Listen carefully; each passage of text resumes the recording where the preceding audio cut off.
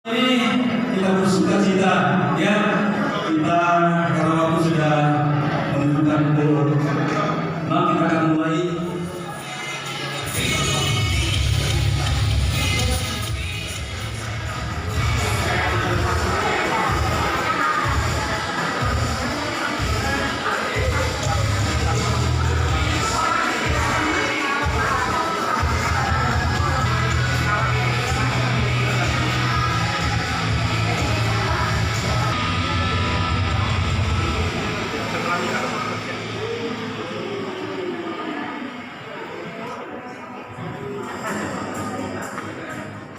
Thank you Pak, memberkati pelayanan musik kami semua, kreativitas Tuhan yang berkati, semua bidang-bidang kami Tuhan yang berkati.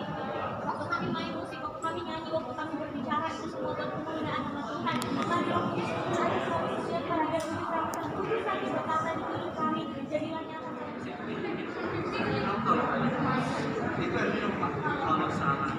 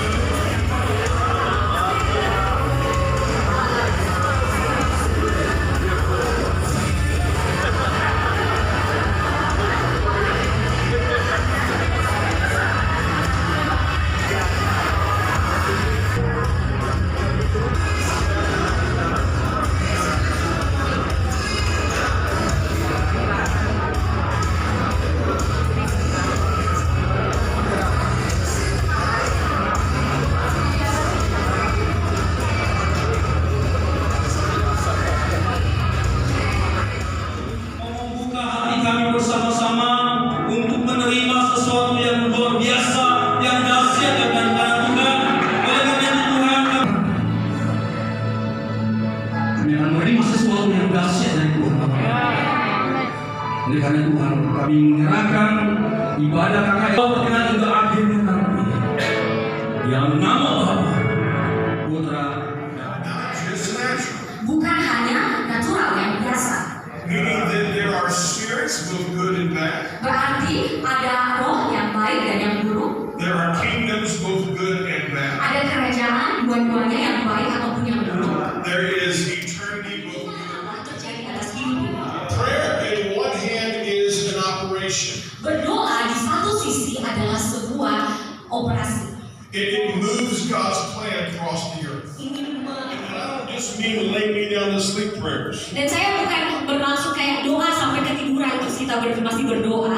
I mean prayers that shake the heavens. Saya berdoa supaya saudara bisa berdoa dan menggoncangkan surga. Prayers that put hell on notice. Berdoa supaya si neraka bisa melihat kita dan takut dan gemetar. Prayers that see the lame begin to walk. Berdoa supaya melihat orang lumpuh bisa berjalan kembali. Prayers that see the demonic come out of someone's life. Berdoa untuk melihat si iblis keluar dari hidup seseorang. Prayers that break down strongholds. Berdoa adalah untuk mematahkan setiap kuasa gelap. Prayers that cast out sickness and disease. Berdoa yang memulihkan segala sakit, penyakit dan mara bahaya. Prayers that set the captive free. Berdoa dan doa ini akan membebaskan orang yang tertawan. Prayer is a vehicle in the supernatural. Doa adalah kendaraan dalam dunia supernatural. But we have to remind ourselves. Di bumi. And then in Luke chapter 4, Dan di Lukas 4, Jesus is led by the Spirit Tuhan Yesus dipimpin oleh Roh into the wilderness kepada padang gurun to be tested. untuk dicobai. To be tested by who? Untuk dicobai oleh siapa? By Satan himself. Oleh iblis sendiri. A supernatural conversation. Ini adalah percakapan supernatural kita dengan kasih, di dalam sukacita, di dalam damai sejahtera, With goodness. di dalam kebaikan, With meekness. dalam semua With kerasian, temperance. dengan Allah yang baik. There's also a Spirit of God Selalu ada Roh Allah that brings us peace, yang membawa kita damai brings us sejahtera, assurance, yang membawa kita rasa brings pasti, us help in the time yang of membawa need, kita pertolongan di saat kita membutuhkan, gives us us courage in the face of yang difficulty. memberikan pengalihan yang mana yang betul. Sense the love of God and good Saudara mungkin bertanya-tanya mati supernatural. bahwa kita tinggal di dunia yang supranatural. We will be people that understand that. Kita harus mengerti hal ini. Start to look at things with supernatural eyes. Mulailah saudara melihat dengan mata rohani saudara. And start to live a life that engages in prayer. Dan mulailah hidup dan bersekutu di dalam doa. But if you think about warfare, Tetapi ketika saudara memikirkan mengenai peperangan semua yang mengkonsumsi hidupmu, and he says if you bring the tithe, dan jika saudara membawakan persepuluhan ke rumah Bapa, but what does the devourer devour? tapi apa artinya menghancurkan, menelan? He attacks our resources for living. Dia menyerang sumber-sumber kehidupan. So our money is a battle zone. Sehingga hidup kita ada dalam zona pertempuran. Another area of battle zone is our own churches. Dan juga zona pertempuran selanjutnya adalah gereja ini karena misi Allah. Because we are the local body of Jesus on Karena the earth. kita adalah lokal, kita tumbuh Allah yang lokal. And we also see the spiritual zone of battle in human government. Dan kita juga melihat zona pertempuran supranatural. Tiap saat saudara berdoa dan berbicara kepada Allah About the miracle that you need. mengenai mujizat yang saudara butuhkan. You're drawing closer and closer to God. Saudara sedang berjalan semakin dekat dan lebih dekat lagi kepada Allah. Every prayer is a conversation with a God who loves you. Setiap doa adalah percakapan yang saudara punya dengan Allah yang mengasihi Allah malam hari ini. Who brought you to this place. Yang membawa saudara ke tempat ini. Who had a guy fly from America. Yang membuat saya bisa terbang dari Amerika. Tidak tahu saudara akan ada di sini. And you may not know I was going to be here. Dan saudara mungkin tidak tahu saya akan ada di sini. But God's presence is here. Tetapi haji Allah. I thank you for your presence. Hamba mengucap syukur atas hadirat Allah. Father God, I thank you for your word tonight. Bapa di dalam surga, hamba mengucap syukur atas firman-Mu malam hari ini. That declares over us Dan yang Engkau deklarasikan di dalam hidup kami. the goodness of God. Bahwa kebaikan Allah. And I pray for every hand raised. Dan saya berdoa kepada setiap tangan yang terangkat. I pray for healing. Saya berdoa untuk kesembuhan. I pray for provision. Saya berdoa untuk penyediaan. I pray for strength. Saya berdoa untuk kekuatan. I pray for direction. Saya berdoa untuk arah-arah. For peace. Saya berdoa untuk damai sejahtera. Saya berdoa untuk pemulihan I kembali. pray for deliverance. Saya berdoa untuk penyelamatan. Engkau adalah Allah yang setia. Engkau Allah yang kudus. You will work tonight Engkau Allah yang bekerja malam in hari our life. di dalam hidup kami. Give you the praise. Dan kami memberikan kemuliaan kepadamu. Kami beri penyembahan kepadamu. Kepada hormat kemuliaan-Mu. Power tonight. Di dalam kuasa-Mu Tuhan malam hari ini.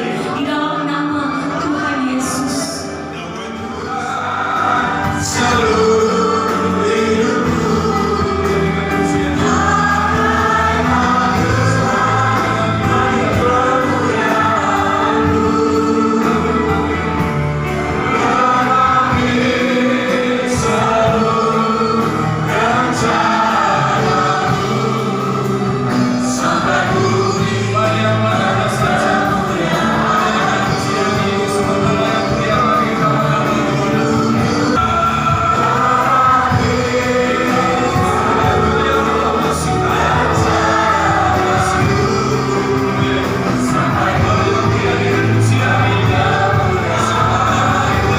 Karena doa itulah terjadi satu kebangunan rohani.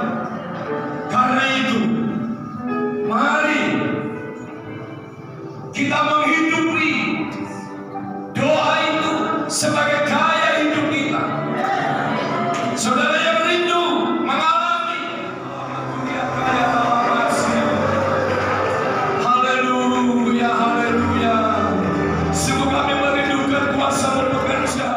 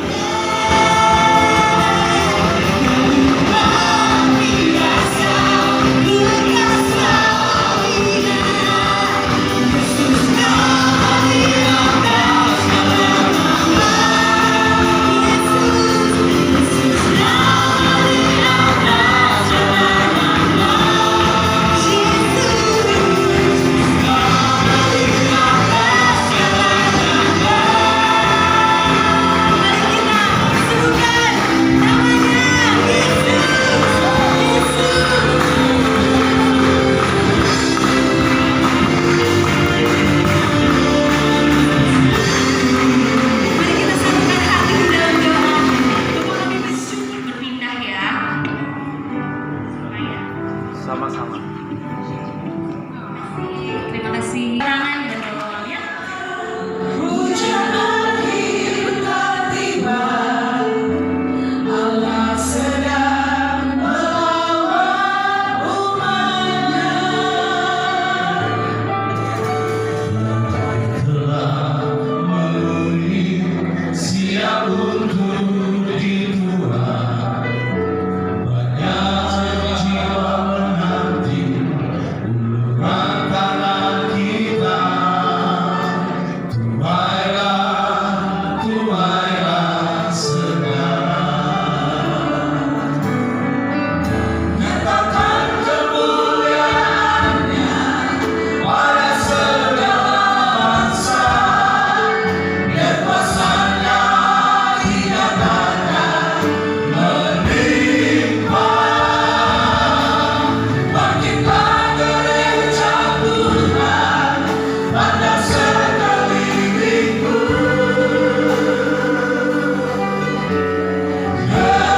Generasi ini selamatkan ya Tuhan. Ini doaku.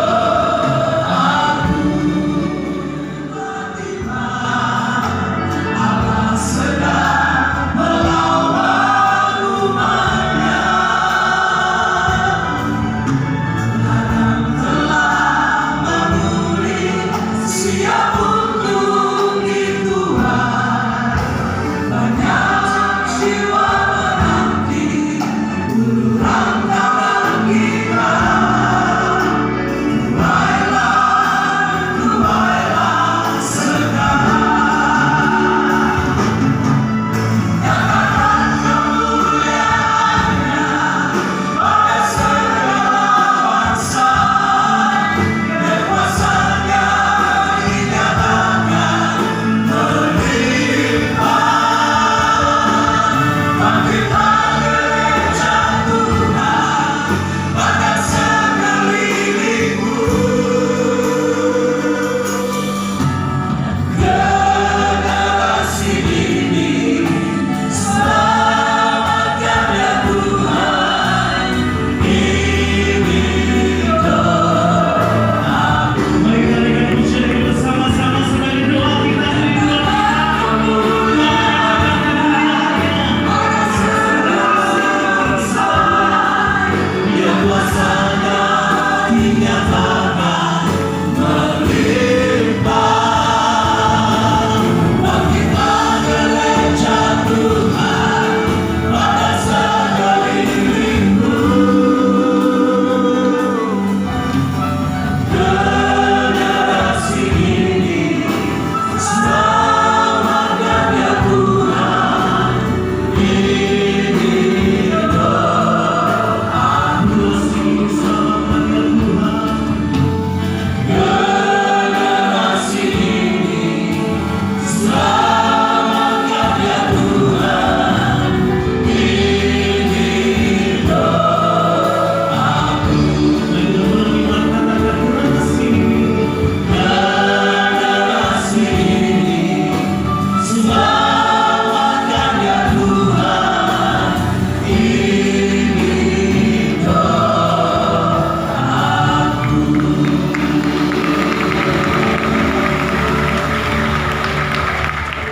Kami dalam keberanian bersaksi bagi Kristus. Kami telah menerima pertolongan dari Tuhan. Kami telah menerima secara supranatural. Pandangan bahwa pernikahan itu adalah sebuah misteri. There's just stuff I don't understand. Ya, mari coba Bapak Ibu membayangkan ya piramida, And you think of the husband and wife at the bottom, the two bottom corners. ya. Jadi di pojokan sebelah kiri itu sama kanan itu adalah suami dan istri. And you think of God at the top. Lalu yang bagian atasnya itu siapa? Tuhan. The closer you draw to God, Jadi semakin kita dekat dengan Tuhan, the closer you draw to each other. semakin kita dekat, suami dan istri semakin dekat. So we want to understand that marriage is a very spiritual relationship. Jadi Bapak Ibu perlu pahami bahwa pernikahan itu adalah hubungan spiritual. In the book of Malachi, the word of the Lord came to the leadership, the priest. Ya, jadi di kitab Malaki ada sebuah kata yang dimunculkan untuk para rasul atau para nabi waktu itu tentang pernikahan. And they talked about the separation between their spouse and their God. Jadi waktu itu mereka membicarakan ada pemisahan antara pasangan mereka dengan Tuhan. When we don't honor the Lord, we can't honor our spouse. Disampaikan bahwa kalau misalnya kita nggak menghormati Tuhan, nggak akan mungkin kita menghormati pasangan kita. When we don't honor our spouse, we don't honor the Lord. Kalau kita bilang bahwa kita nggak menghormati pasangan kita, jangan pikir bahwa kita akan menghormati Tuhan. Karena tidak menghormati pasangan juga tidak menghormati Tuhan kita. And so we want to understand that marriage is a very spiritual relationship. Jadi Bapak Ibu perlu kita pahami, pernikahan itu sebuah hubungan spiritual Yesus Kristus dengan gerejanya sendiri.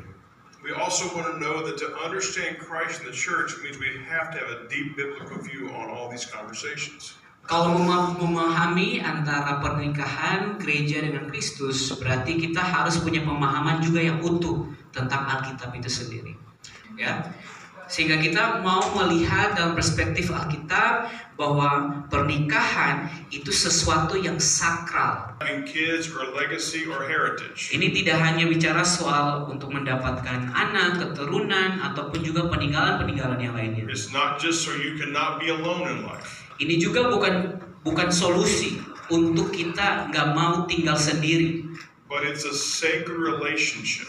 Tapi ini sebuah hubungan yang kudus, yang sakral di mata Tuhan. And the fifth thing we want to see in marriage, or from scripture in marriage, Dan hal kelima, kebenaran kelima yang perlu kita ketahui tentang pernikahan adalah is that the Trinity is a great example of the marital dynamics. kalau kita mau paham betul tentang pernikahan, kita lihat contohnya Trinitas itu Bapak Ibu. In the Trinity, the Father, Son, and the Holy Spirit. Dalam Trinitas ada Allah Bapa, Anak, dan Roh Kudus. Each one had a purpose, Semuanya punya tujuan, but they always honored the other ones. tapi mereka selalu menghormati satu sama lain.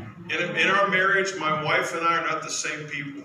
Dalam pernikahan kami, saya dan istri saya itu kami tidak sama, kami berbeda. It means I'm choosing to move beyond it for the future. Itu berarti bahwa aku memilih untuk memikirkan lebih daripada persoalan yang telah terjadi atau kesalahpahaman yang terjadi pada saat itu. And so, it's in the Bible. Ada di Alkitab, jadi nggak apa-apa kalau kita bilang. And what happens is you start living lives apart. Dan apa yang terjadi ketika saudara kurang dalam dua hal itu, saudara mulai hidup berjauhan. And so then we get to a place of conflict. Dan karena saudara sudah berjauhan, mulai ada konflik. And we think this is the problem. Dan kita berpikir bahwa ini sih sebenarnya masalahnya. When the problem is over here. Padahal sebenarnya masalah ada di sebelah sini. Now, when we think about sexual intimacy in a marriage, Nah, waktu kita memikirkan mengenai keintiman seksual dalam pernikahan, we cannot have a physical thought about it first and foremost. kita nggak boleh berpikir itu secara fisik saja, dari ujung sampai ujung. Nggak boleh cuma fisik aja. Because it's spiritual, not physical. Karena itu sebenarnya dalam rohani kita, di spiritual kita, bukan di fisik kita. Remember this, be joined to his wife is what the Bible tells us in Genesis. Dan dikatakan di kitab Kejadian adalah mereka berdua akan jadi satu. Suami akan jadi satu dengan istri. The joining part is the process of two becoming one.